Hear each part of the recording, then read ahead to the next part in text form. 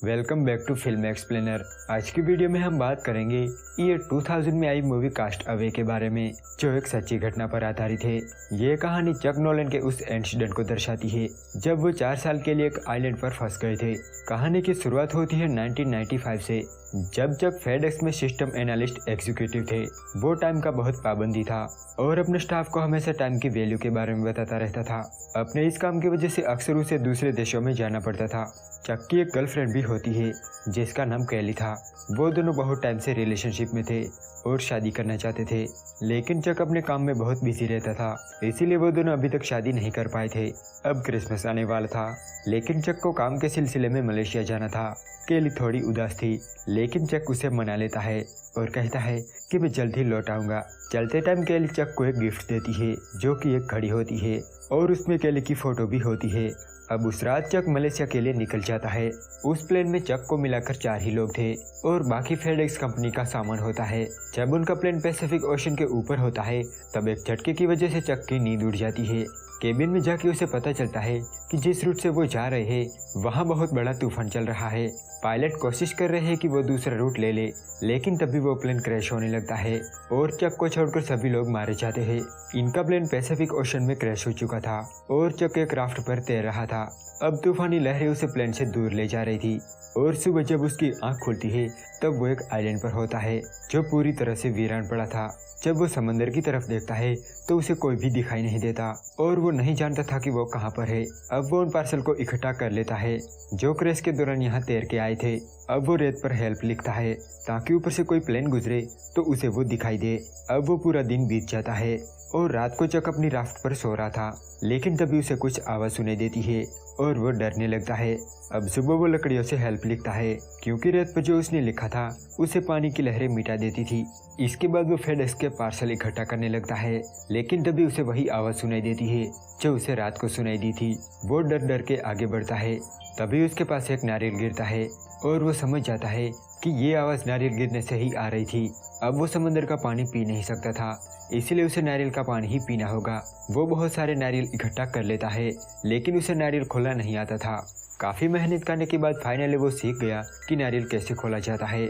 अब वो आइलैंड की सबसे ऊंची जगह पर चढ़ता है क्योंकि वो देखना चाहता था कि आसपास क्या है।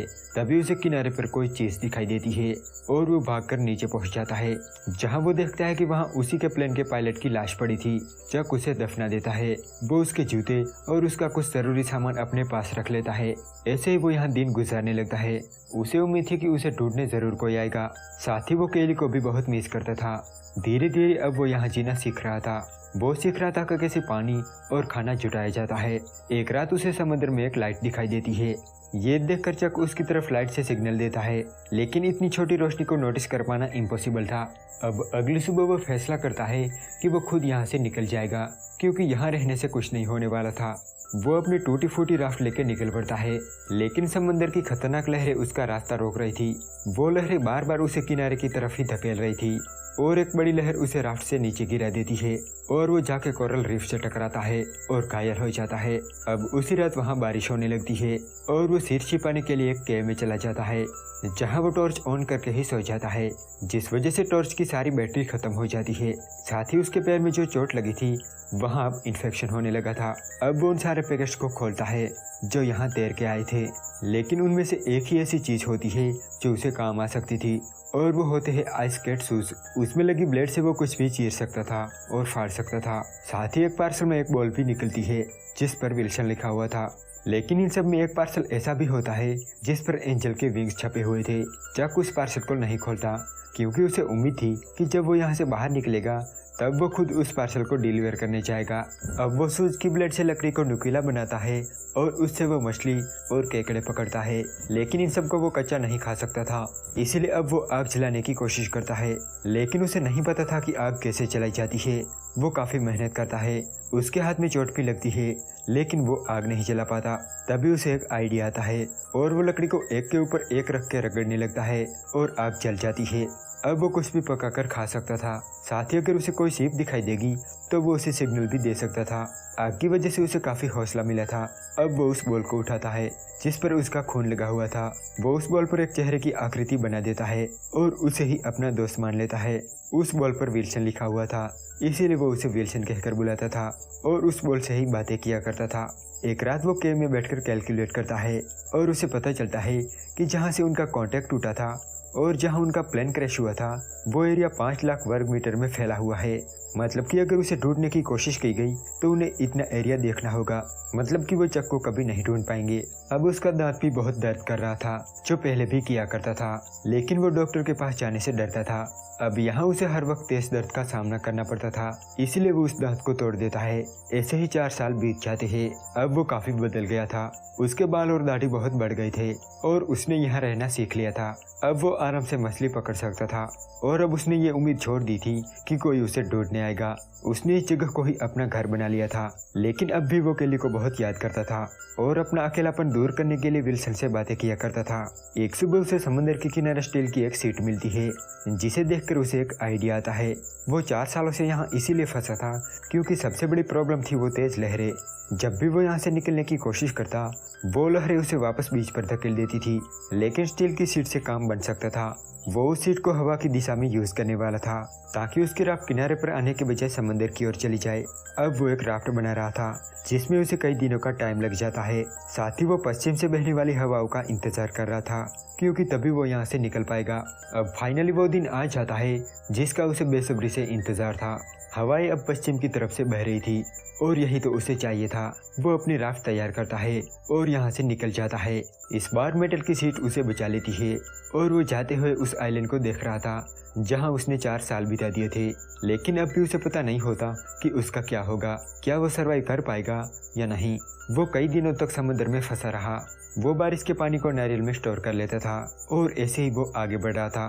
उसने कई बार तूफान का सामना किया, उसे रात को डर भी लगा, लेकिन उसने हार नहीं मानी। एक दिन वो अपने सबसे अच्छे दोस्त विल्सन को खो देता है, जिससे उसे बहुत पछतावा होता है और वो बहुत रोता है। उस आइलैंड पर वो उस बॉल को ही अपना सब कुछ मानता था। कुछ दिनों बाद हम देखते हैं कि वो अपनी राफ्ट पर बेजान पड़ा है और तभी वहाँ से एक कार्गो शिप गुजरता है और वो लोग चक को देख लेते हैं। अब चक अपने घर वापस आ गया था, जहाँ उसे पता चलता है कि उन लोगों ने ये मान लिया था कि चक मर चुका है, इसलिए उन्होंने उसका फ्यूनरल भी कर दिया है। साथ ही चक को ये भी पता चलता है कि केली ने अब शादी कर ली है और उसकी एक बेटी भी है। रात को चक केली से मिलने जाता है और उसे देखकर केली बहुत खुश होती है। वो उसे गले लगा लेती है। चक कहता है कि मैं यहाँ तुम्हें ये घड़ी लौटाने आया हूँ, लेकिन इसमें जो फोटो थी वो मैंने रख ली है। केली कहती है कि मुझे पता था कि तुम जिंदा हो और ये भी पता था कि तुम कहाँ पर हो, लेकिन वो लोग तुम्हें गलत जगह पर ही ढूंढ रहे थे। अब केली चक को वो कार दिखाती है। ये वही कार थी जब वो दोनों साथ में थे तब चक चलाया करता था। केली कहती है कि ये आज भी तुम्हारी है। अब चक वो कार लेकर वहाँ से जाने लगता है। तभी केली कहती है कि तुमने मुझसे वादा किया था कि तुम वापस आओगे। चक कहता है कि मुझे माफ कर देना। दरअसल केली और चक अभी भी एक दूसरे से प्यार करते थे, लेकिन अब बहुत देर हो चुकी थी क्योंकि केली का एक परिवार था। अब चक वहाँ से जाने लगता है और केली उसे जाते हुए देख रही थी, लेकिन जैसे ही चक केली से दूर जाता है केली उसका पीछा करने लगती है और तभी चक भी लौट आता है। दोनों एक दूसरे से गले मिलते हैं और किस करते हैं। इसके बाद चक केली को गाड़ी में बिठाता है और उसे समझाता है कि तुम्हें अपने घर जाना चाहिए, तुम्हारा एक परिवार है।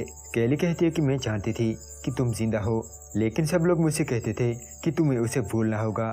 वो अब नहीं रहा, तुम्हें आगे बढ़ना ही होगा, इसीलिए मुझे ना चाहते हुए भी शादी करनी पड़ी।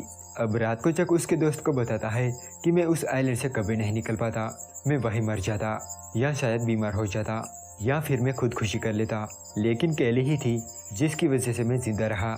उस उम्मीद ने ही मुझे जिंदा रखा कि एक दिन मैं जरूर केली से मिलूंगा। और जब मैं उस आइलैंड से निकलकर यहाँ पहुँचा तब मैंने केली को खो दिया। अब चक वही पार्सल को डिलीवर करने जा रहा था जो अब तक उसने संभाल के रखा था। वो उसी एड्रेस पर पहुँचता है जहाँ कई जगह ठीक वैसे ही विंग्स लगे हुए थे जो उस पैकेट पर छपे हुए थे, लेकिन उस घर में कोई नहीं होता। इसीलिए चक उस पार्सल को बाहर ही छोड़ देता है और उस पर एक नोट छोड़ देता है जिसमें वो लिखता है कि इस पैकेट ने मेरी जान बचाई है। इसके बाद वो वहाँ से निकल जाता है और एक चौराहे पर खड़ा रहता है। अब उसे समझ नहीं आ रहा था कि वो कहाँ जाए। तभी वहाँ एक लड़की आती है। वो उसे पूछती है कि क्या तुम खो गए हो। चक कहता है कि लगता तो ऐसा ही है। तब वो लड़की उसे सभी रास्तों के बारे में बताती है कि कौन सा रास्ता कहाँ जा रहा है। इसके बाद वो चली जाती है, लेकिन तभी चक उसी गाड़ी में वही विंग्स देखता है, मतलब कि ये वही लड़की है जहाँ अभी चक उस पार्सल को डिलीवर करके आया है। और इसी के साथ ये मूवी यहीं पर एंड हो जाती है।